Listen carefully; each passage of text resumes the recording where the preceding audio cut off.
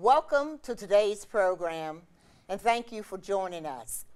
I am C. Virginia Fields, former Manhattan Borough President and currently the President and CEO of the National Black Leadership Commission on AIDS, Inc. The mission of the National Black Leadership Commission on AIDS is to educate, mobilize, and empower black leaders to meet the challenge of fighting HIV/AIDS and other health disparities in their local communities. Today, we will be addressing the role of the faith-based communities and faith-based leaders in addressing the epidemic of HIV/AIDS in the black community. And in this conversation, we will go beyond the usual themes we often see portrayed in the media when it comes to religion and stigmatized communities, such as people living with HIV or LGBTQ individuals. We'll also look at ways that faith-based communities are reaching out so that they are healing, caring, and loving. We will also talk about the work that faith leaders and NBLCA are doing together to end HIV/AIDS through the community of color counseling, testing, and referral program. And today's guests include Imam Umar Abdul Jalil of the Masjid Sabor Worship, Educational, and Referral Center in the Bronx, and the Reverend Patricia A. Morris of the new Springfield Missionary Baptist Church of Harlem. Welcome, Imam and Pastor Morris, and thank you so much for joining me today. I was delighted when I heard that both of you would be joining me because both of you are people with whom I have worked with for a number of years during my time in public office and now during my time of extended public service in the Harlem community and beyond. And I want to thank you for all that you have continued to do. So first, why don't both of you tell me a little about your house of worship in terms of where you're located, what you do. Why don't we begin with you, Imam? Yes, first of all, thank you for having me. Currently, Masjid Sabor is located in the northeast Bronx. We moved out of Harlem about a year and a half ago now. We was always Harlem-centered, but unfortunately, with the gentrification and those type things, we didn't have the monies to purchase. Oh, it's also hidden houses of worship? Absolutely. So we purchased a three-family house in the northeast section of the Bronx, and we converted it into the masjid. As you noted, it's not just for worship, it's for educational and referral services that we deal with those who come into the door, and we welcome anyone, regardless of their faith or no faith. And we don't necessarily provide the services, but we make I come out of the substance abuse counseling field as well. And our motto is always make the appropriate referral to those people who are providing the help that people need. So we are doing that. And we just are part of the community. We are not insular. We don't operate that way. So subsequently, we feed the homeless. We go into the homeless. We work with a group of nuns around on Webster Avenue called POTS. Part of the solution, they feed the homeless in the area lunch. So we, once a month, we provide a full hot course dinner, and we give them hygienic materials bagged to take home as well. Well, just in cyber, because so much attention, of course, is being given to the Muslim community and all of the negative attention. Yes. And of course, we were all very, very saddened by the killing of the imam out in Brooklyn, Queens rather, yes. Last week. Have you had any concerns, or your members expressing concerns about this in terms of personal safety or group safety? Well, for the outer community, mostly the immigrants, we try to work with them to become inclusive. And I'm born and raised in Scranton, South Carolina. So Southern boy. Yeah, so we are used to fighting certain discriminations. So, and and because we are inclusive within the community, we normally don't have certain issues that other communities have who may not be familiar with the importance of respecting the total community, the people in your community. You mean you should be a welcome sight to the people in your community, working with the other congregations, working with the other civic organizations. So we don't necessarily have that. And then basically, because we understand the layout of the land, and so we tend not to have those type of issues. And we are heavy on security. I come out of the old nation of Islam. So we are used to providing security within the community. And I tell you, with so many things happening in our own communities, I've heard people ask for that kind of security that your organization has provided to do so again. Yes. Okay, Pastor Morris, you want to tell us a little about your house of worship, what you're doing, and then we'll segue in terms of the work that both of you are doing with respect to HIV and AIDS. Well, the Springfield Baptist Church was located on Lenox Avenue. However, when they called me to be their pastor, they were in the middle of a gentrification fight, which they ultimately lost their building. But God provided a way for us, and so we're on the east side of Harlem now, on Park Avenue, 128th Street, as the world knows is still one of the most infamous prostitution strips. That's right. And it is still utilized in that manner after dark. And so we've put lights up outside of our church so that the young ladies can have a spot of comfort and rest. We're also there with the growing homeless community that's on Park Avenue and 125th Street with the K2 and other mental health issues, and we're across the street from ARC. And so our outreach to the community is through a twice a month program where we just open our doors and we provide food. We also pack bags for the men and the women with toiletries. Sometimes in the evening when we have access, we will come through in the evening to provide those sleeping underneath the school with blankets and other things that make their life comfortable. We also have a health fair where we bring in the mammogram van and other items. We do testing with National Black Leadership Commission on AIDS, HIV testing, Hep C testing, and other resources that in BLCA has been able to channel our way. We've been blessed. We have 3 social workers in our intimate congregation, because we are intimate. We have 3 social workers, 4 nurses, and 2 teachers. And all of them are willing to open up their gifts and giftedness to the community in terms of after school. Our social workers provide community outreach, helping to navigate certain entitlements and things going on, so helping people to get their food stamps and testing. We are a testing and referral service. We do have workshops and all kinds of things trying to empower and build the community into strength out of their feeling of abandonment, because that's what they feel. They feel that they have been abandoned.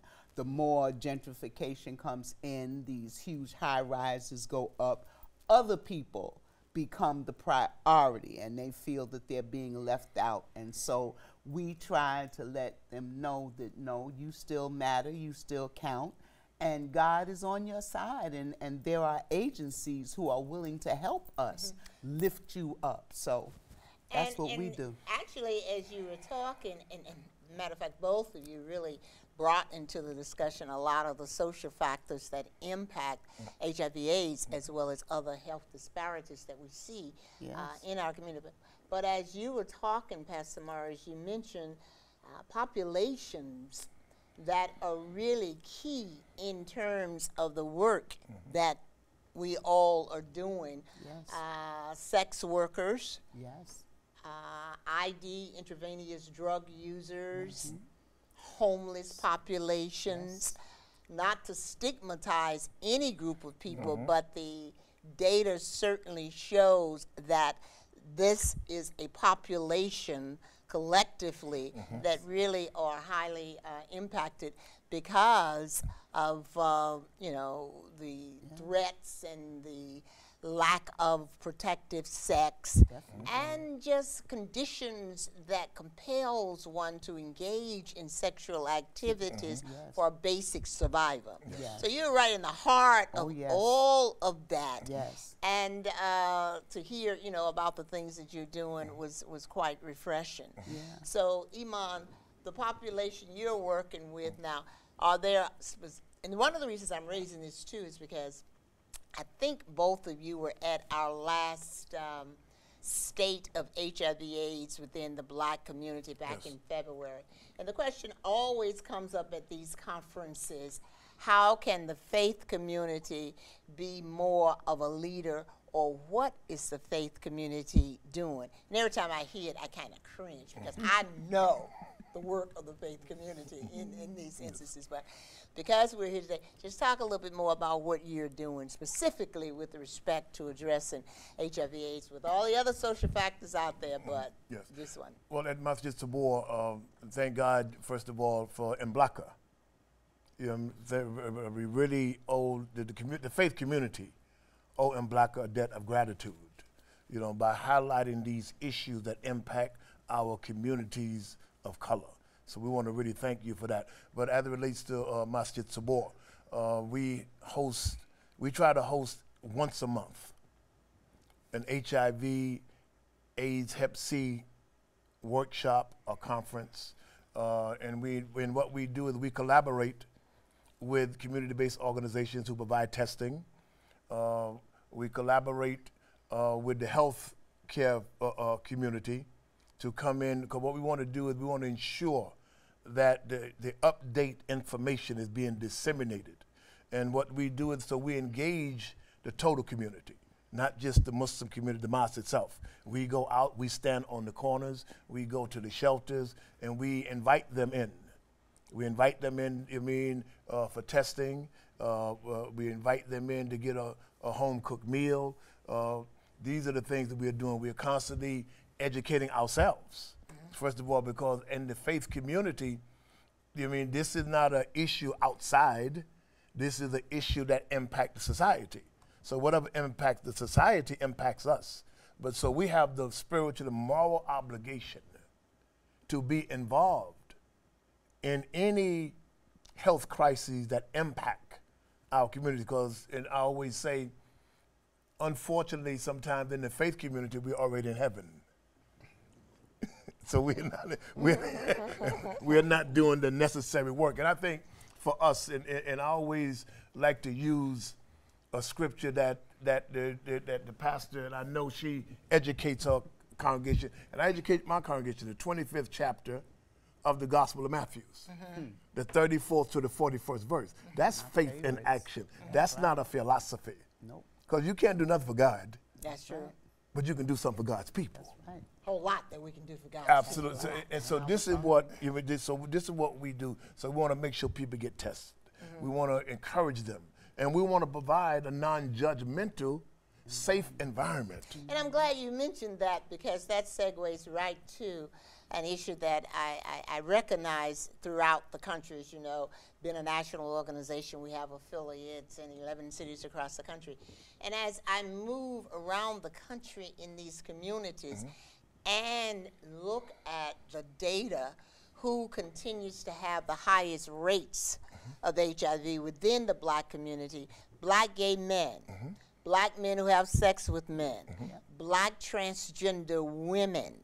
Yet many of our faith organizations still are not embracing this population, but tend to want to do general outreach.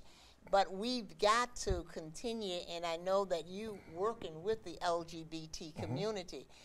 What would you say in terms of helping, Pastor Maurice, let's begin with you, these faith-based organizations who are still not being inclusive and therefore participating in the continuation of stigmatization?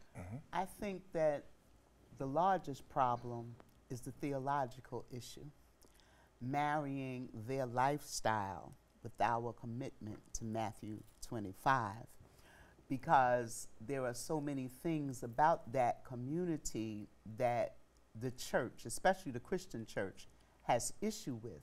Yeah. But I think that we need to separate lifestyle, because everybody has issues with a lifestyle within their lifestyle that doesn't come into focus with biblical principles and concepts. And so I think that we need to put that aside and deal with people as people and deal with them on the level that they need to be dealt with. In other words, providing a safe haven for people to feel safe, that they can say, this is who I am and this is what I do, and leaving it there, but addressing their health issues, their mental issues, because that's another problem in the church, and I'm getting ready to deal with that on a doctoral level, mental illness in the church and how we do not address it. Because that is part of them being honest. That's a part of all of our being honest in terms of our HIV status, in terms of our Hep C status, because if we are mentally and emotionally weak, let's say, for lack of a better word, we're not going to admit that we have an issue. We're not going to allow ourselves to be tested because we don't trust you with the results of our testing. And so we're going to remain quiet and we're going to continue to suffer in silence. And so we need to allow folks, you know, I don't care who you sleep with, I don't care who you marry. Okay, So that you're those saying are that not need to be the message that goes precisely forth from the faith base, Precisely. so that no one feels turned away. That's right. When they need help. That's right. And Iman, how is And, your? and I certainly concur with the pastor. I think what we get so caught up in religiosity Precisely. and forget to be human. Whatever your lifestyle, I'm not going. If you come to the mosque, I'm not imposing my lifestyle on you. That's right. Nor do you impose yours on me. However, let us come to common grounds on how can we be of help to you. That's right. Because I'm not here to judge you. Right. I'm not your judge. And I think Reverend Dr. Martin Luther King summed it up best in the human family. He said that true compassion is more than flinging a coin to a beggar. Because we might give. We live in a society where we of affluence, yet we have so many people who are undomiciled. So when we'll give them, when they come to us, we'll often give them in a get away from me, not endeavoring to understand that's one of God's children. Right. So when you give, or when you are a help agent, you're really helping yourself. So what I'm hearing both of you say, which is certainly something that NBLCA advocates, and I'm a strong proponent of, that is reaching out beyond the doors Yes. of your houses of worship. That's Absolutely. Right. And No, of The yourself. masjids Yes. and the and of churches. yourself. Right, Because and of you have yourself. to be comfortable and reach beyond you. Yeah, Yes. and I think that that's been one of the areas, well, I would say that's an area we still need to work on. Yes. Yes. It can't just be within the congregation Yes. or within those who are coming through the doors. And I think hopefully through the communities of color counseling, tests, and referral program, of which both you are participate in, reaching out to populations that we know are still most disproportionately impacted. Black gay men, black men who have sex with men, Yes. transgender women, and heterosexual black women, to get our message out there. Just talk a little bit about, for the time I think that we have, is some of the insight and what you would consider best practices in terms of outreaching to target populations? For me, I think this is indigenous to all faith communities, the Abrahamic faith community, is to be a good neighbor. We forget to be a good neighbor. You know, to reach, and when people come to you, and I have had this experience, even when we do the testing in the mosque, and we feed, and we have to set tables of food out on the sidewalk, and a lot of the men who come out of the shelters, they have a gay lifestyle, and they don't really know how they're going to be received. But once they get there, then they sit and they're comfortable. You know, and because I always tell them, listen, I don't want you to get too comfortable, because after you eat, you're going to get hungry. I want you to follow the African tradition, leave before you get hungry again. but this is how you have to engage people, with a smile. Hey, we come from the same neighborhood. You are my brother, or you are my sister. And, you know, and whatever your particular issue, if you come to me, if you have an issue, my job is not to judge you. I will make the appropriate referral. Okay. But to be a welcoming agent, I think, is an issue that impacts the faith community. And what are your words of wisdom, Pastor? I'm a hugger. And in the time that I've been at New Springfield, the congregation has sort of taken on my personality, and they've become huggers too. And so we hug everybody, and we feed everybody. And I have another philosophy, come as you are. And so we don't have folks coming to church on Sunday with big hats and $1,000 suits. We come in jeans, we come however we felt like getting up that morning. And so the community, they see us that way, and they just kind of trickle in. I don't have formal ushers standing on the door in starch white uniforms or starch black uniforms. There's a brother who's sitting there, he's guarding, he's watching, but the door is open. Come on in. If you know, aren't dressed whatever, there's plenty of folks that aren't dressed whatever. After service, we break down the congregation and we'll get out the whatever and barbecue up some hot dogs or whatever. Sound like I have to come to your church. Yeah, and during the week they come through and we feed folks, even the folks from ARC, and like they tell us, well, we have a budget of food. Yeah, but I'm not standing there looking for a card to see who belongs to ARC and who belongs to the community. And they're like, okay, Rev. And so they just, everybody comes, and people, you know, if we can have access to give food to the community, we do. We open the doors even in the wintertime, and we have bags of food all prepared, and folks come by. And so they just come. And I think that when you meet folks on their need, at their need, then they will understand what you're saying, because people don't want to hear about a home over there if they don't have a home over here. They don't want to hear about manna from heaven if they don't have food to feed their children. They don't want to hear about those heavenly things. And you said it earlier, Imam, you know, we're being so heaven bound that we're no earthly good. And we have to learn how to deal with people as they are, where they are. And I think that may be why Springfield is who we are in this community, because I think the Lord moved us out of that brownstone into this storefront. And especially in an area in this community, where you have populations that are precisely at risk. We don't have chandeliers and all of that stuff, and we break down our congregation because we got chairs. We got rid of the pews, and so we break, and the sanctuary becomes what is needed in the community when it's needed. And what both of you have talked about, interesting enough, in you know, places and meetings that I go to, certainly in Washington or at the Center for Disease Control, there's been a great deal of money and resources going into what is called evidence-based, you know, interventions, and that's a whole process to become evidence-based.